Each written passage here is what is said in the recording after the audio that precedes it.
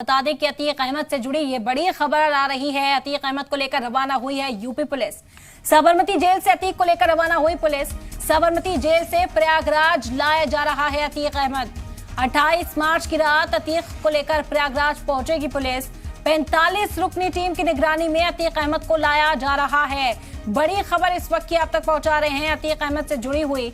आपको बता दें कि अतीक अहमद को लेकर रवाना हुई है यूपी पुलिस। साबरमती जेल में बंद अतीक को यूपी लाने की कवायद कई दिनों से चल रही थी। आज आखिरकार पुलिस की टीम पहुंची और साबरमती जेल से अतीक को लेकर रवाना हो गई है। आपको बता दें कि प्रयागराज लाया जाएगा। उमेश पाल कत्ल मामले में पूछताछ अतीक अहमद से लगातार की जा रही है। यूपी एसटीएफ की टीम पहले अहमदाबाद पहुंची थी और अब खुद अतीक अहमद को यूपी लाया जा रहा है।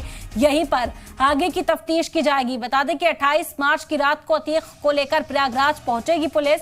45 रुकनी टीम की निगरानी में अतीक अहमद को लाया जा रहा है।